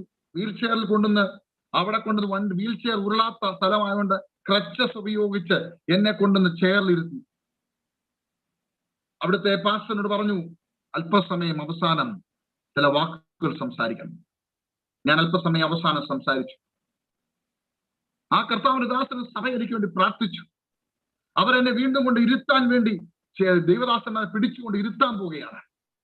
അങ്ങനെ 3-ാമത്തെ സ്റ്റെപ്പ് ഞാൻ വെച്ചപ്പോൾ എന്റെ ദൈവത്തിന്റെ ആത്മാവ് പറഞ്ഞു, ഞാൻ നിന്നെ സൗഖ്യമാക്കിയിരിക്കുന്നു, ക്രച്ചസ് മാറ്റാൻ പറഞ്ഞു. ദൈവമക്കളെ, അവസാനം റാഷിദ് ഹോസ്പിറ്റലിലെ ഡോക്ടർമാർ വിധി എഴുതിയിരിക്കുന്നത് 2 വർഷം കാല് കുത്തരുത്. 2 വർഷം കഴിഞ്ഞിട്ട് ഞങ്ങൾ പറയും കാല് കുത്തണോ വേണ്ടായോ, അതും അവർക്ക് ഉറപ്പില്ല. പക്ഷെ എന്നോട് കർത്താവ് പറഞ്ഞു, ഞാൻ നിന്നെ സൗഖ്യമാക്കിയിരിക്കുന്നു, കാല് കുത്തി നടക്കാൻ പറഞ്ഞു. 1000 ചില്ലുവാനം പേരിരിക്കുന്ന ഹോളിനകത്ത് സ്റ്റേജിൽ വെച്ച് എന്റെ ക്രച്ചസ് മാറ്റി 100 കിലോ വെയിറ്റ് ഉള്ള ഞാൻ ആ കാല് കുത്തി അവിടെ നടന്നു. Price the Lord. ദൈവമക്കളെ, ഞാൻ ഒരു കാര്യം പറയാം. വാക്കു പറഞ്ഞവൻ വിശ്വസ്തനാ. ദൈവം വാക്കുമാറുന്ന ദൈവമല്ല. ഈ ദേശത്ത് വന്ന് 9ാമത്തെ ദിവസം ദൈവം എന്നെ നടത്തി. ഇങ്ങോട്ട് എന്നെ വീട്ടിൽ നിന്ന് എടുത്താണ് കാറിക്കയറ്റിയത്. പക്ഷെ ഉച്ചയ്ക്ക് 1:30 ഞാൻ എന്റെ വീട്ടിൽ നടന്നു കയറി. ഇതെവിടെയോ നടന്ന സംഭവമല്ല കേട്ടോ, എന്റെ ജീവിതത്തിൽ നടന്ന സംഭവമാണ്. ഇത് അന്ന് പവർ വിഷനിൽ ഈ ന്യൂസ് ഉണ്ടായിരുന്നു. നിങ്ങൾക്ക് ഇപ്പോഴും പവർ വിഷൻ ന്യൂസ് കേൾക്കാം. ഈ കാര്യം എന്താണെന്നറിയാമോ? അതൊക്കെ ദൈവത്തിന്റെ അത്ഭുതത്തിന്റെ കാര്യങ്ങളാണ് ഇതൊക്കെ. അന്ന് രാത്രി ദൈവാത്മാവ് എന്നോട് ഇടപെട്ട വിഷയമാണ്. മോനെ, ഞാൻ നിന്നെ എന്തിനാണ് കേരളത്തിലേക്ക് കൊണ്ടുവരാൻ കാര്യം? അതാണ് ഞാൻ പറഞ്ഞ വിഷയം. ഇവിടെ ഇഷ്ടം പോലെ ദൈവദാസന്മാരുണ്ടല്ലോ. കർത്താവ് എന്തിനാ കേരളത്തിലേക്ക് എന്നെ കൊണ്ടുപോകുന്നത്? കർത്താവ് പറഞ്ഞ ഒരു വ്യത്യസ്തമായ ശുശ്രൂഷ നിന്നെ ഏൽപ്പിക്കാൻ പോവുകയാണ്, നിന്റെ പിതാക്കന്മാർ ചെയ്യാത്തത്. ഞാൻ ചോദിച്ചു, കർത്താവ് അതെന്തോ അപ്പ? ആത്മഹത്യ ചെയ്യാൻ പോകുന്നവർ ആത്മഹത്യ ചെയ്യുന്നതിന് മുമ്പേ നിന്റെ അടുക്കിലേക്ക് ഞാൻ ഓടിച്ചെത്തിക്കും. നീ അവരുടെ അടുക്കിലേക്ക് ഓടിയെത്തും, ഞാൻ അവരെ സൗഖ്യമാക്കും. ഞാൻ പറഞ്ഞു, കർത്താവ് ഇതെങ്ങനെ നടക്കും? കള്ളുകുടിയന്മാര് വന്ന് പറയും, ഞാൻ കുടിയനാ, എനിക്ക് വേണ്ടി പ്രാർത്ഥിക്കണം എന്ന് പറയും. പക്ഷെ ചാവാൻ പോകുന്നവർ ഇന്ന് വരെ വന്ന് പറഞ്ഞ ചരിത്രം ഞാൻ കേട്ടിട്ടില്ല. കർത്താവ്, ഞാൻ ഇന്ന് രാത്രി ചാവാൻ പോവാ, അല്ലെ അടുത്ത ആദ്യ പെയിന് തല വെക്കാൻ പോവാ, എനിക്ക് വേണ്ടി പ്രാർത്ഥിക്കുന്ന ആരും പറഞ്ഞ് ഞാൻ കേട്ടിട്ടില്ല. അവർ പോയി ചാവത്തേ ഉള്ളൂ. ഇത് എങ്ങനെ നടക്കും കർത്താവ്? എന്തെങ്കിലും ഒരു ഡെമോ താ കർത്താവെ, ഞാൻ ചെയ്തോളാം. അപ്പനച്ചോട് സംസാരിച്ചോ, കുഴപ്പമൊന്നുമില്ല. നിങ്ങൾ അപ്പച്ചനെ സംശയിക്കുമല്ല. ഇതൊന്നും ദൈവത്തോട് നിങ്ങൾ ഈ നിങ്ങളുടെ കാര്യങ്ങളിൽ കൊച്ചു പഞ്ഞിനെ പോലെ നിങ്ങൾക്ക് സംസാരിക്കാം. ആ ഒരു ബന്ധം ഉണ്ടായിരിക്കണം. ആവശ്യത്തിന് കയറി ചെല്ലുന്നതിനായി തീരരുത്. എപ്പോഴും ദൈവത്തോട് സംസാരിക്കുന്ന ഒരു ബന്ധം നിങ്ങൾക്കുണ്ടെങ്കിൽ നിങ്ങൾക്ക് നിങ്ങളുടെ അപ്പനോട് സംസാരിക്കാം, സംശയങ്ങൾ ചോദിക്കാം. ഞാൻ ചോദിച്ചു, കർത്താവെ എന്തോ ഒന്ന് കാണിച്ചത് കർത്താവെ? അന്ന് രാത്രി തന്ന വിഷനാണ് ഒരു വലിയ ബോർഡ്, ആത്മഹത്യ അരുതേ, അത് പാപമാണ്, മരണത്താൽ ജീവിതം അവസാനിക്കുന്നില്ല, യേശു ക്രിസ്തു താങ്കളെ സ്നേഹിക്കുന്നു. ഒരു വലിയ വൈറ്റ് ബോർഡ് എന്നെ കാണിച്ചു. അതിനകത്ത് തെരുവെച്ചേക്കും ഇതാ. ഞാൻ ചോദിച്ചു, കർത്താവെ ഞാൻ എന്ത് ചെയ്യണം? ഇത് ഇന്നേക്ക് 3ാമത്തെ ദിവസം തികയുന്നതിന് മുമ്പ് നിന്റെ വീടിന്റെ മുകളിലിരിക്കണം ഈ ബോർഡ്. അതാ ഞാൻ ആദ്യമേ പറഞ്ഞത്. പരിശുദ്ധാത്മാവ് എന്തു പറയുന്നു അത് പൊട്ടനെ പോലെ അനുസരിക്കാൻ തയ്യാറാണോ, സംഭവങ്ങൾ നടക്കും, അത്ഭുതങ്ങൾ നടക്കും. അത് അളന്നു കുറിച്ച് എന്റെ ഭാര്യയുടെ പേര് റീന എന്നാണ്. ഞാൻ റീനയോട് ചോദിച്ച, റീന എടി നമുക്കൊരു ബോർഡ് ഇങ്ങനെ വെച്ചാലോ? ഞാനിങ്ങനെ ദർശനം കണ്ടു. ഏത് ബോർഡാ സമച്ചാ? അത് ഇങ്ങനെ ഒരു ആത്മഹത്യ. നമുക്ക് അതൊന്നും വെക്കണ്ട, ബാക്കി എഴുതി മേളിയോ. അങ്ങനെ പറയത്തുള്ളൂ. ആരോടും അഭിപ്രായം ചോദിക്കാൻ പോകരുത്. ദൈവാത്മാവ് എന്തു പറയുന്നു അതനുസരിച്ചോണം. ഞാൻ ആരോടും ചോദിച്ചില്ല. പിറ്റേ ദിവസം രാവിലെ ബോർഡിന് ഓർഡർ കൊടുത്തു. പ്രൈമർ അടിച്ചു, വൈറ്റ് കളറിൽ കർത്താവ് പറഞ്ഞ അത് എഴുതി. അതിന്റെ അകത്ത് സാം ജേക്കബ് എന്ന് എഴുതിയില്ല. എന്ന് പറഞ്ഞാൽ കർത്താവ് എന്തു പറഞ്ഞു അത് എഴുതിക്കോണം. ഇത് കൊണ്ടുവന്ന് 3ാമത് ബുധനാഴ്ച രാത്രി 7 മണിക്ക് ഞങ്ങളുടെ വീടിന്റെ മേളിൽ വെച്ചു. ഞാൻ കർത്താവ് പറഞ്ഞ അനുസരിച്ചു. എനിക്കൊന്നും അറിയില്ല. 8:30 ആയപ്പോൾ വീട്ടിലെ കുടുംബ പ്രാർത്ഥന കഴിഞ്ഞു. ഞാൻ പോയി ഗേറ്റ് പൂട്ടി. ഞങ്ങളുടെ വീട് റോഡ് സൈഡാണ്, ചെന്നത്തിലെ. ഗേറ്റ് പൂട്ടി. എന്റെ വൈഫ് ആഹാരം വിളമ്പിക്കൊണ്ടിരിക്കുകയാണ്. പെട്ടെന്ന് ഗേറ്റിൽ ശബ്ദം കേട്ട് ഞാൻ നോക്കിയപ്പോൾ ഞങ്ങളുടെ അവിടെ നിന്ന് അല്പ ദൂരം താമസിക്കുന്ന ഒരു ഹിന്ദു ഫാമിലി, ഭാര്യയും ഭർത്താവും 5 വയസ്സുള്ള ഒരു കുഞ്ഞുമായിട്ട് വന്ന ഗേറ്റിന്റെ അവിടെ നിന്ന് ഗേറ്റ് പിടിച്ച് കുലുക്കുന്ന പോലെ തോന്നി. ഗേറ്റ് അനക്കുന്ന പോലെ തോന്നി. പെട്ടെന്ന് ഞാൻ വിളിച്ചു, ഇതെന്താണ് ഇവര് രാത്രിയിൽ 9:30 ആയല്ലോ, 9:20 ആയല്ലോ. നമ്മുടെ നാട്ടിലൊക്കെ 9 മണിയാകുമ്പോൾ ലൈറ്റ് ഓഫ് ചെയ്യും. ഞാൻ ഓടിച്ചെന്ന് ചോദിച്ചു, എന്താ ബ്രദറെ, എന്താ വിഷയം? ഞങ്ങൾ അകത്തോട്ട് കയറിക്കോട്ടെ അച്ഛാ, വരാൻ പറഞ്ഞു. പെട്ടെന്ന് ഗേറ്റ് തുറന്ന് സിറ്റൗട്ടിൽ കൊണ്ടിരുത്തി. ഞാൻ ചോദിച്ചു, എന്താ വിഷയം? ഈ ബോർഡ് കണ്ട് കയറിയതാ. ഞാൻ ചോദിച്ചു, ഈ ബോർഡ് നിങ്ങളോടുള്ള ബന്ധം? ഞാൻ സൗദി അറേബ്യയിൽ 9 മാസം ജോലി നഷ്ടപ്പെട്ട് നാട്ടിൽ വന്നിട്ട് 9 മാസമായി. പലിശയ്ക്ക് വീട്, ഒരു ചെറിയ വീട് വെച്ചത് എല്ലാം തകർന്നു. പലിശ കൊടുക്കാൻ പോലും നിവൃത്തിയില്ല. വളരെ തകർന്ന അവസ്ഥയില. ഞങ്ങളെ എന്നും വന്ന് പലിശക്കാർ ഉപദ്രവിക്കുക. എന്റെ കുഞ്ഞിനെ ഉപദ്രവിച്ചു, എന്റെ ഭാര്യ ഉപദ്രവിച്ചു. ഇന്ന് എന്റെ ഭാര്യയുടെ അനിയത്തിയുടെ വീട്ടിൽ പൈസ കടം മേടിക്കാൻ പോയി, അവരും തന്നില്ല. തിരിച്ചു വരുന്ന വഴിക്ക് ഞാനും എന്റെ ഭാര്യ ഒരു കാര്യം തീരുമാനിച്ചു. ഈ കൊച്ചു കുഞ്ഞിന് വിഷം കൊടുത്തിട്ട് ഇന്ന് രാത്രി ആത്മഹത്യ ചെയ്യുക. ദൈവമക്കളെ, ഇന്ന് രാത്രി ജീവിതം അവസാനിപ്പിക്കാൻ വേണ്ടി ആ റോഡിൽ കൂടെ അവർ വീട്ടിലേക്ക് പോകുമ്പോൾ ഒരിക്കലും കാണാത്തൊരു ബോർഡ് അവർ സ്ട്രീറ്റ് ലൈനിന്റെ വെട്ടത്തിൽ ഞങ്ങളുടെ വീടിനെ മണ്ടക്കി കൊണ്ടു, ആത്മഹത്യ അരുതേ, അത് പാപമാണ്, മരണത്താൽ ജീവിതം അവസാനിക്കുന്നില്ല, യേശു ക്രിസ്തു താങ്കളെ സ്നേഹിക്കുന്നുള്ള ബോർഡ് കണ്ടപ്പോൾ ആ ഗേറ്റിൽ കുലുക്കാതെ പോകാൻ പറ്റുമോ അവർക്ക്? അന്ന് രാത്രി അവരുടെ ദിവസമായിരുന്നു. ഞാൻ പറഞ്ഞു, സുരേഷേ, നിന്റെ ദിവസമാണ്, നിന്റെ കുടുംബത്തിന്റെ ദിവസമായെന്ന് എന്നോട് കർത്താവ് എടുത്തു പറഞ്ഞു. 3 ദിവസമുള്ളിൽ ബോർഡ് വെച്ചിരിക്കണം. ഒരു ദിവസം ബോർഡ് ലേറ്റ് ആയാൽ ഈ കുടുംബം പോവും. അതാ പറഞ്ഞ പരിശുദ്ധാത്മാവ് പറയുന്നവരെ അനുസരിക്കണം. ദൈവമക്കളെ, അന്ന് രാത്രി ആ കുടുംബത്തിന് വേണ്ടി പ്രാർത്ഥിച്ചു. ആ കുടുംബത്തിൽ കർത്താവ് അത്ഭുതം ചെയ്തു. നഷ്ടപ്പെട്ട ജോലി ദൈവം അന്ന് പിറ്റേ ദിവസം രാത്രി 12 മണിക്ക് മടക്കി കൊടുത്തു. അത്ഭുതങ്ങൾ ദൈവം ചെയ്തു. ഇത് ഒരു കാര്യമാണ് ഞാൻ പറഞ്ഞു. ഒരു കാര്യം, 7400 പേർ ഈ 3.5 വർഷം കൊണ്ട് ചാവ ഫോണിനകത്തും നേരിട്ടും വന്നു. ദൈവമക്കളെ, ദൈവനാമ മഹത്വത്തിൽ ഞാൻ പറയട്ടെ, ഇതെല്ലാം പരിശുദ്ധാത്മാവ് പറഞ്ഞ അനുസരിച്ചാ കേട്ടോ. ഒരു സ്ഥലത്ത് മീറ്റിംഗ് നടത്താൻ പറഞ്ഞപ്പോൾ അവിടെ നടത്തിയപ്പോൾ ആത്മഹത്യ ചെയ്യാൻ കാത്തുനിന്നവർ ഞങ്ങളെ ഫോണിൽ വിളിച്ചു. കാപ്പാട് ദേശത്ത് കാപ്പാട് ബീച്ചിൽ ഞങ്ങൾ മീറ്റിംഗ് നടത്താൻ വേണ്ടി അന്ന് ഞങ്ങളുടെ പ്രോഗ്രാം ഷീറ്റ് ഇല്ല. പക്ഷെ ഞങ്ങൾ കോഴിക്കോടിന്റെ ഒരറ്റം നടത്തിക്കൊണ്ടിരിക്കുന്ന സമയത്ത് ദൈവാത്മാ പറഞ്ഞു, മീറ്റിംഗ് സ്റ്റോപ്പ് ചെയ്തിട്ട് നേരെ കാപ്പാട് ബീച്ചിൽ പോകാൻ പറഞ്ഞു. വണ്ടി ഓടി കറക്റ്റ് 5:30 കാപ്പാട് ബീച്ചിൽ വന്നു. ജനസമുദ്രം നിൽക്കുന്ന സമയത്ത് ഞങ്ങൾ ഓപ്പൺ മീറ്റിംഗ് നടത്തി. ദൈവമക്കളെ, അവിടെ PWD എഞ്ചിനീയറായി ഒരു പെൺകുട്ടി ഉണ്ടായിരുന്നു. ആ പെൺകുട്ടി ആ ബില്ലുകളൊക്കെ പെൻഡിങ് ആയിട്ട് ജീവിതം അവസാനിപ്പിക്കാൻ വേണ്ടി ആ കടലിൽ ചാടി ചാവാമെന്ന് നിൽക്കുന്ന പെൺകുട്ടിയുടെ കോൾ അന്ന് രാത്രി വന്നു. ഞാൻ പറയാൻ കാര്യം, ദൈവാത്മാവ് എന്തു പറയുന്നു അനുസരിക്കാൻ തയ്യാറാകുക. അത്ഭുതങ്ങൾ കർത്താവ് ചെയ്യുന്നു. ഇത്രയും പറഞ്ഞത് ഞങ്ങളെ ഓർത്ത് പ്രാർത്ഥിക്കാനാണ് കേട്ടോ. എന്റെ കൂടെ ചില ടീം മെമ്പേഴ്സ് ഉണ്ട്. അപ്പോൾ ക്രിസ്ത്യ ജീവിതം അഭിനയത്തിന്റെ മാർഗമല്ല. ക്രിസ്ത്യ ജീവിതം പരിശുദ്ധാത്മാവ് കൺട്രോൾ ചെയ്യാത്തിടത്തോളം കാലം അഭിനയിക്കേണ്ടി വരും. ഇന്ന് നമ്മൾ കണ്ടുകൊണ്ടിരിക്കുന്ന മുഴുവൻ അഭിനയങ്ങളാണ്. സോറി, എന്നോട് ക്ഷമിക്കണം ഞാൻ പറയുന്നത്. ഇന്ന് ആത്മീയത്തിൽ കണ്ടുകൊണ്ടിരിക്കുന്ന 95% അഭിനയങ്ങളാണ്. മാനസാന്തരപ്പെടുക. ഈ കൊറോണ ഒക്കെ മാറണോ? മാനസാന്തരപ്പെടേ. കൊറോണ മാറാൻ വേണ്ടി പ്രാർത്ഥിക്കണ്ട, നമ്മൾ മാനസാന്തരപ്പെട്ടാൽ മതി. ദൈവമക്കൾ എന്ന് പറയുന്നത് ഞാൻ മാനസാന്തരപ്പെടണം. നമ്മൾ ഓരോരുത്തരും മാനസാന്തരപ്പെട്ടാൽ മതി. ഈ കൊറോണ മാറും. ദൈവം കരം പിൻവലിക്കും. ദേശത്തിന് ദൈവം സൗഖ്യം വരുത്തും. മാനസാന്തരപ്പെട, മടങ്ങുക. എന്തുവാ ഈ മാനസാന്തരം എന്ന് പറയുന്നത്? തെറ്റായ പാതയിൽ ഓടിക്കൊണ്ടിരിക്കുന്ന വണ്ടി സ്റ്റോപ്പ് ചെയ്യുക, യു-ടേൺ, നിർത്തുക, പിരിയുക. ഒരു അഡ്ജസ്റ്റ്മെന്റ് നടക്കത്തില്ല. അഡ്ജസ്റ്റ്മെന്റ് ക്രിസ്ത്യ ജീവിതത്തിൽ നടക്കത്തില്ല. നിങ്ങളിപ്പോ ഓടിക്കൊണ്ടിരിക്കുന്ന പാത ലോകം മുഴുവൻ പറയും റൈറ്റ് റൈറ്റ് റൈറ്റ്, കുഴപ്പമില്ല ബ്രദറെ, ദൈവം നിന്നെ അനുഗ്രഹിക്കും എന്ന് പറഞ്ഞ് നിങ്ങളെ സപ്പോർട്ട് ചെയ്യുന്നെങ്കിൽ, പക്ഷേ ദൈവമായിട്ട് ബന്ധമില്ലാതെ നിങ്ങൾ ഓടുന്നെങ്കിൽ ആ ഓട്ടം സ്റ്റോപ്പ് ചെയ്യുക.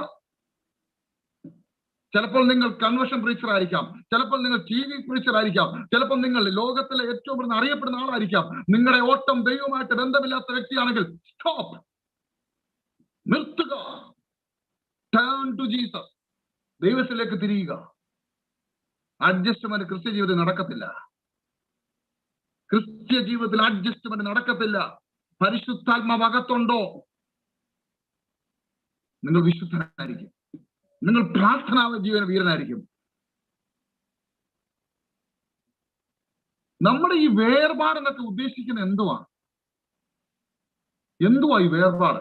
എന്തുവാ ഈ വേർപെട്ടവർ എന്ന് പറയുന്നത്? വിശുദ്ധി, വേർപാടെന്ന് എന്തുവാണ്? നമ്മുടെ വിശുദ്ധിയും വേർപാടും തീരുമാനിക്കണം നമ്മളല്ല. പുറത്തുള്ളവർ നമ്മളെ നോക്കിയിട്ട് പറയണം, അവൻ ഒരു വേർപെട്ടവനാ.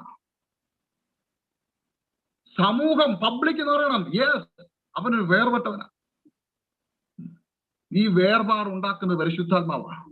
പരിശുദ്ധാത്മാവ് അകത്ത് വരുമ്പോൾ 100 പേരൊരു മനുഷ്യനെ കുറ്റം പറഞ്ഞ് രസിക്കുമ്പോൾ പരിശുദ്ധാത്മാവ് അകത്തുള്ള നീ അവനെ കുറ്റം പറയാതെ മാറി നിൽക്കും. അവിടെയാണ് വേർപാട് വരുന്നത്. 150 പേര് വർക്ക് ചെയ്യുന്ന ഓഫീസിൽ മറ്റുള്ളവരാരും പാർട്ടിക്കകത്ത് അവരെ അട്ടകസിച്ച് ഉല്ലസിക്കുമ്പോൾ, മദ്യപിച്ച് ആടുമ്പോൾ, നൃത്തമാടുമ്പോൾ നീ ആത്മാവുള്ളവൻ മാറി നിൽക്കും. അവിടെയാ വേർപാടുണ്ടാകുന്നത്. കോളേജിൽ പഠിക്കുന്ന മോനെ, മോളെ, നീ വേർപെട്ടവളാകുന്നത് എവിടെന്നറിയാമോ? നിന്റെ കൂട്ടുകാർ ഒന്നിച്ച് സിനിമയ്ക്ക് പോകുമ്പോൾ നീ മാറി നിൽക്കും. ഈ പരിശുദ്ധാത്മാവ് അകത്തുണ്ടാകണം. അതാ ഞാൻ പറഞ്ഞത്, കൈകൊട്ടി അന്യഭാഷ പറയുന്നത് മാത്രമല്ല പരിശുദ്ധാത്മാവിന്റെ പ്രവർത്തന മണ്ഡലങ്ങൾ. നമ്മളെ ആത്മീയത്തിൽ പല കാര്യങ്ങൾ ദൈവം ചെയ്യാൻ ആഗ്രഹിക്കുന്നത്. ഇലക്ട്രിസിറ്റി നമ്മുടെയൊക്കെ വീട്ടിലുണ്ട്. ഞാൻ ചോദിക്കട്ടെ, നിങ്ങളുടെ വീട്ടിൽ ഇലക്ട്രിസിറ്റി കൊണ്ട് നിങ്ങൾ ഫാൻ മാത്രമാണോ കറക്കുന്നത്? നിങ്ങളുടെ വീട്ടിലെ ഇലക്ട്രിസിറ്റി കൊണ്ട് നിങ്ങൾ മിക്സി പ്രവർത്തിക്കുന്നു, മോട്ടോർ പ്രവർത്തിക്കുന്നു, AC പ്രവർത്തിക്കുന്നു. നിങ്ങളുടെ വീട്ടിൽ എന്തെല്ലാം കാര്യം ഇലക്ട്രിക്കൽ കൊണ്ട് പ്രവർത്തിക്കും, അതെല്ലാം കൊണ്ട് പ്രവർത്തിപ്പിക്കുന്നില്ലേ? വെറും 220 വോൾട്ട്, 220 വോൾട്ട് അളന്നു കുറിച്ചിരിക്കുന്നു. ഈ അത്യന്ത ശക്തി നമ്മളിൽ പകർന്നിരിക്കുന്നത് ഈ കാലഘട്ടത്തിൽ കർത്താവിന് പലതും ചെയ്യാനുണ്ട് നമ്മളെ കൊണ്ട്. ഒന്ന് ഏൽപ്പിച്ചു കൊടുത്ത് നോക്കിക്കേ, ഒന്ന് ഏൽപ്പിച്ചു കൊടുക്ക. കർത്താവ് അത്ഭുതങ്ങൾ ചെയ്യും. എന്നെ കേൾക്കുന്ന പ്രിയപ്പെട്ടവരെ, നിങ്ങൾ ലോകത്തിന്റെ നാനാഭാഗത്തായിരിക്കാം. ഞാൻ നിങ്ങളോട് ഉറപ്പ് പറയുന്നു, നിങ്ങൾ ആയിരിക്കുന്ന ദേശത്തെ കീഴ്മേൽ മറിക്കുവാൻ നിങ്ങളിൽ വ്യാപരിക്കുന്ന പരിശുദ്ധാത്മാവിന് ശക്തിക്ക് കഴിയും. Praise the Lord, hallelujah. ആരുമായിക്കോട്ടെ, നിങ്ങൾ ആരുമായിക്കോട്ടെ, പ്രൈസ് ദി ലോർഡ്. നിങ്ങളുടെ ജീവിതത്തില് ക്വാളിഫിക്കേഷനോ, നിങ്ങളുടെ നിറമോ, നിങ്ങളുടെ ജാതിയോ, നിങ്ങളുടെ മതമോ, വർഗമോ, പാരമ്പര്യമോ ഒന്നും ദൈവത്തിന് വിഷയമല്ല. പരിശുദ്ധാത്മാവിന് വേണ്ടി ഒന്ന് വിട്ടുകൊടുക്കാൻ തയ്യാറാണോ? ആ ദേശത്തെ കീഴ്മേൽ മറിക്കും ദൈവം.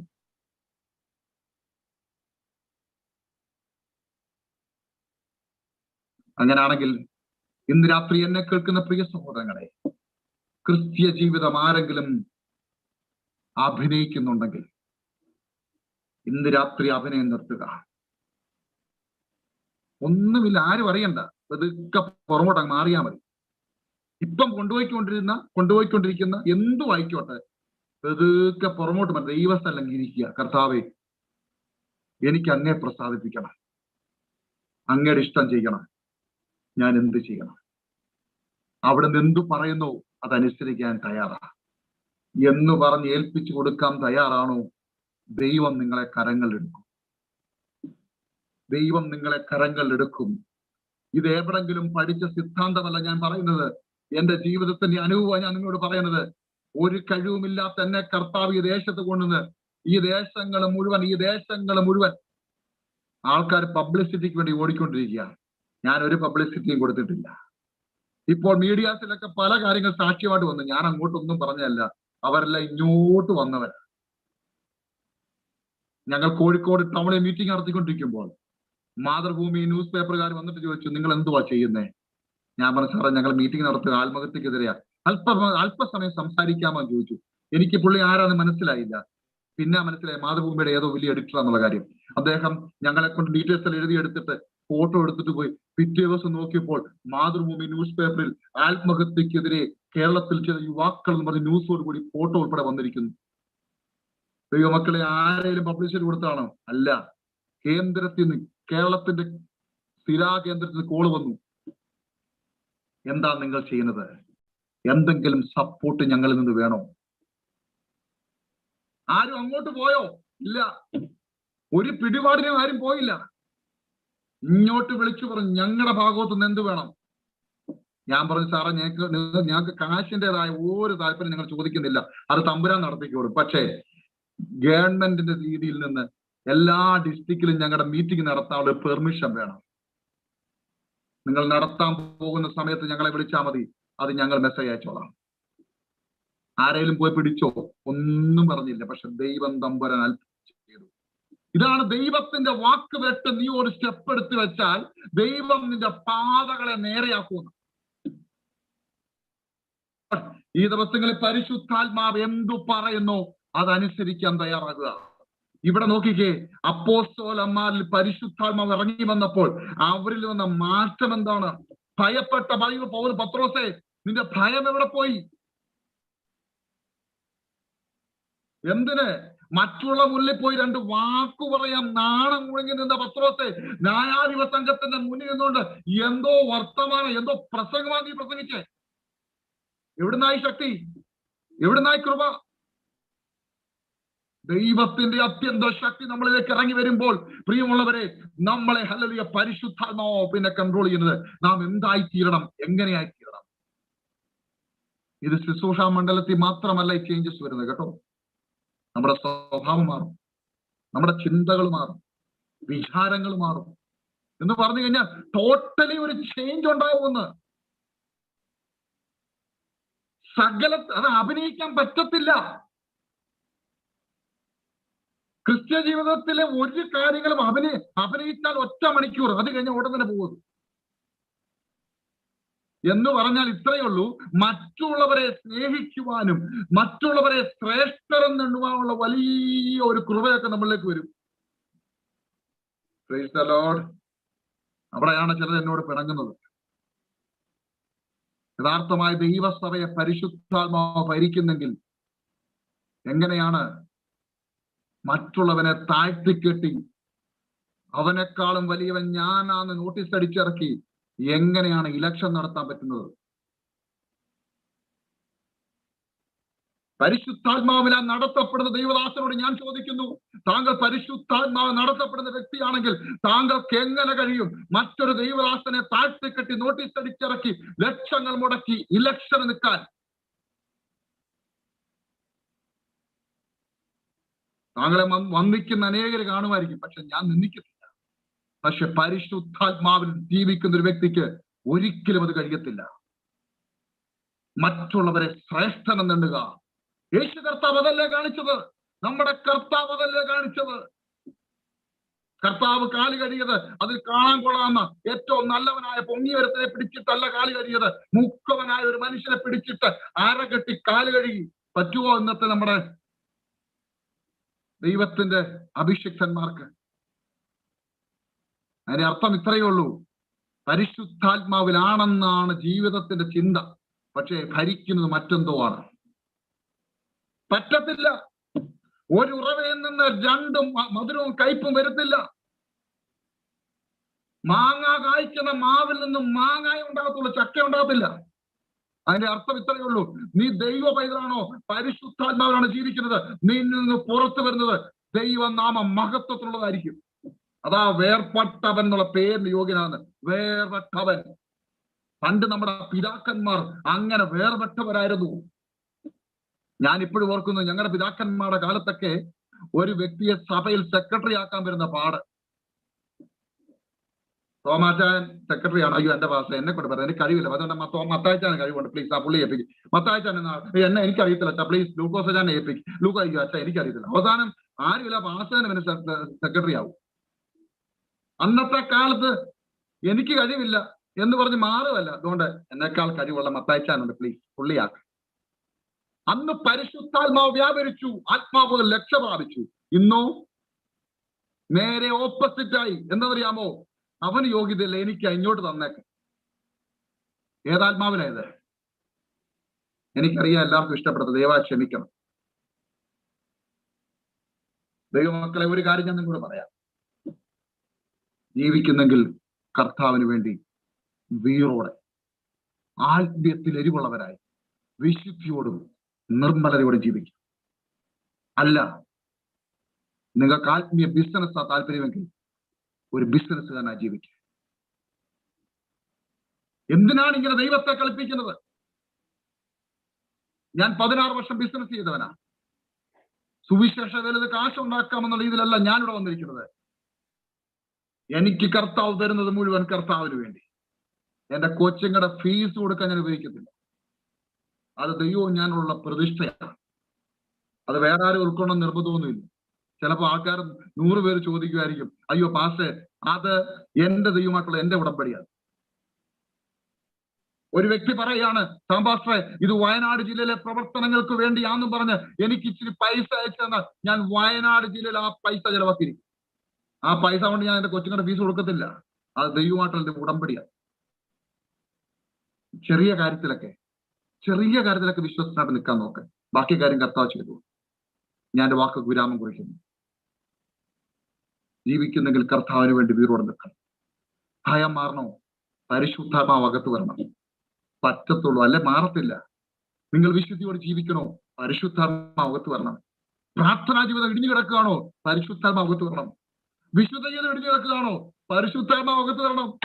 ഇന്ന് രാത്രി എന്നെ കേൾക്കുന്ന ആരെങ്കിലും പരിശുദ്ധാത്മാവിനെ പ്രാപിച്ചിട്ടില്ലെങ്കിൽ ഇന്ന് രാത്രി ഇരിക്കെ അത് പ്രാപിച്ചിട്ട് മതി ബാക്കിയെല്ലാം കാര്യം. ദൈവാത്മാവ് ചില വ്യക്തികൾക്ക് വേണ്ടി പ്രാർത്ഥിക്കാൻ പ്രേരണ നൽകുന്നു. അതുകൊണ്ട് ഞാൻ ചില വ്യക്തികൾക്ക് വേണ്ടി പ്രാർത്ഥിക്കാൻ ആഗ്രഹിക്കുന്നു. ഞാൻ ആദ്യമേ പറഞ്ഞ ചില വ്യക്തികൾ ഭയത്തിന് അടിമയായി വ്യാപരിക്കുന്നു. ഭയത്തിന്. ദൈവമക്കളെ, നിങ്ങൾ ആയിരിക്കുന്ന സ്ഥാനത്ത് പരിശുദ്ധാത്മാവ് നിങ്ങളെ കാണുന്നു. നിങ്ങളിലേക്ക് ആ ദൈവത്തിന്റെ സാന്നിധ്യം ഇറങ്ങി വരാൻ പോവുകയാണ്. ഒരു നിമിഷം അങ്ങനെ ഭയത്തിന് അടിമയായിരിക്കുന്ന ആൾക്കാര്, നിങ്ങൾ ഒന്നും ചെയ്യണ്ട. നിങ്ങൾ ക്യാമറ, ഞാൻ നിങ്ങളെ കാണുന്നുമില്ല, എനിക്ക് അറിയത്തുമില്ല. നിങ്ങൾ ദൈവത്തോട് പ്രാർത്ഥിക്കത്താവേ അവിടുത്തെ കരവനെ ഒന്ന് സ്പർശിക്കണമെന്ന് പറഞ്ഞാട്ടെ. ദൈവം ഇന്ന് രാത്രി ആ ഭയത്തെ വേരോട് പറിച്ചു കളയാൻ പോവാ. സ്വർഗത്തിലെ ഭൂമിക്കും നാഥനായവനും സകലത്തിന്റെ ഉടയവനായ യേശു ക്രിസ്തുവിന്റെ നാമത്തിൽ കർത്താവെ, ഭയം വ്യാപരിക്കുന്ന ആ പൈശാചി മടലോട്ട് പോരാടുന്ന ആ ദുഷ്ടപിശാചിനെ പോരിനെ യേശുവിന്റെ നാമത്തിൽ ശാസിക്കുകയാണ്. വിട്ടുമാറുവാൻ കൽപ്പിക്കുന്നു. ദൈവത്തിന്റെ സാന്നിധ്യം കുടുംബങ്ങളിൽ വ്യാപരിക്കട്ടെ കർത്താവെ. ഭയം കാരണം ജോലി ചെയ്യാൻ കഴിയുന്നില്ല, ഭയം കാരണം പഠിക്കാൻ കഴിയുന്നില്ല കർത്താവെ, ഭയം കാരണം കോൺസെൻട്രേഷൻ ഉറങ്ങുവാൻ കഴിയാതെ, രാത്രിയിൽ ഉറങ്ങുവാൻ പോലും കഴിയാതെ ഡിപ്രഷൻ സ്റ്റേജിലേക്ക് മാറ്റപ്പെട്ടുകൊണ്ടിരിക്കുന്ന ആ സഹോദരിയെ കർത്താവ് സ്പർശിക്കുന്നതിനായി സ്തോത്രം. ആ കുടുംബത്തെ കർത്താവ് സ്പർശിക്കുന്നതിനായി സ്തോത്രം. യേശുവിന്റെ നാമത്തിൽ അവിടുത്തെ കരം തൊട്ടിരിക്കുന്നതിനായി സ്തോത്രം. അങ്ങ് വിടുവിച്ചിരിക്കുന്നതിനായി സ്തോത്രം കർത്താവേ. അങ്ങ് അത്ഭുതങ്ങൾ ചെയ്യാൻ പോകുന്നതിനായി സ്തോത്രം. ഈ വചനം കേട്ട ഓരോ വ്യക്തികളെയും ഞങ്ങൾ അനുഗ്രഹിച്ചു പ്രാർത്ഥിക്കുന്നു. ലോകമെങ്ങും കർത്താവേ ഈ കഷ്ണമായി മാറട്ടെ. പരിശുദ്ധാത്മാവിന് ഏറ്റെടുത്തുകൊണ്ട് ആത്മാവ് എന്തു പറയുന്നു അതനുസരിച്ച് മുന്നേറുവാൻ ജനത്തെ കർത്താവ് ശക്തീകരിക്കണമെന്ന് പ്രാർത്ഥിക്കുന്നു. സകല നാമത്തിൽ മേലായ നാമത്തിൽ ഞങ്ങൾ അങ്ങയോട് അപേക്ഷിക്കുന്നു. യേശു കർത്താവിന്റെ വിലയേറിയ നാമത്തിൽ തന്നെ. ആമേൻ, ആമേൻ. ഇത്രയും സമയം എനിക്ക് നൽകി തന്ന പ്രിയ കർത്താവിന്റെ ദാസൻ കുടുംബം, ദൈവസഭ എല്ലാവർക്കും നന്ദി അറിയിക്കുന്നു. ക്രിസ്ത്യൻ ലൈവ് മീഡിയ മിനിസ്ട്രീസ് ദൈവനിയോഗത്താൽ ഒരുക്കുന്ന തത്സമയ ആരാധനയും വിടുതലിൻ ശുശ്രൂഷയും 2021 ജൂൺ 6 മുതൽ